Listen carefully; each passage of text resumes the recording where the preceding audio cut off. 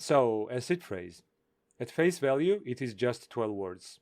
If you choose to take your Bitcoin into your own self-custody and embrace the simplicity and beauty of owning your own assets without a middleman, then these 12 words will become the most important piece of information you have to deal with and secure, arguably more important than your Gmail password. So, what are those 12 words? These 12 words represent a number, that's all. But this number is 39 digits long in decimal. You cannot really write that down on a piece of paper without making a mistake or memorize it. So these words are basically a UI improvement over a very long number. That's it. So why does that number matter so much? Because that number is what proves you own your Bitcoin. It creates the addresses, it signs the transactions, like every part of your wallet gets constructed from that number. Much like a tree is derived from the seed, your wallet is derived from the seed phrase. If you have it, the Bitcoin is yours. If someone else gets it, it's theirs. That's how self-custody works. There is no company sitting between you and your funds. Just you and the seed. So how do 12 words become a number?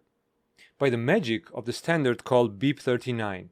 Basically a proposal that says, okay, we have this long number we need to protect, write down, and potentially remember.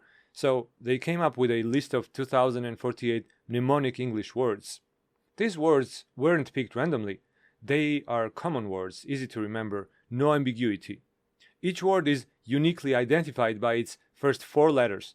Every modern Bitcoin wallet supports this standard. So your seed phrase isn't tied to any specific device or company. You can recover your wallet on anything that speaks BIP39, which at this point is basically every Bitcoin-related hardware or software product. You will sometimes hear about 24-word seed phrases. Is that better? Yeah, technically it is, but here's the thing. 12 words is already unbreakable. The threat is not somebody guessing the 12 words.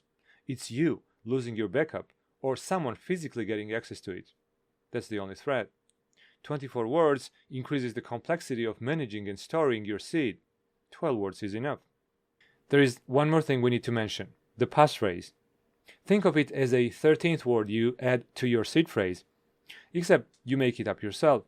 It can be any word, phrase, or combination of characters you choose. When you add a passphrase, it creates a completely separate wallet. So even if someone gets hold of your 12 seed phrase words, they still cannot access your funds without the passphrase too. It's a worthy security upgrade. What's the downside? It's one more thing you can lose. Forget the passphrase, and your Bitcoin is gone. So treat it with the same care as the seed phrase itself. People ask about quantum computers. Put simply, you should not be worried about it. Quantum attack isn't something a random dude can pull off from his basement. These machines need temperatures where atoms basically stop moving.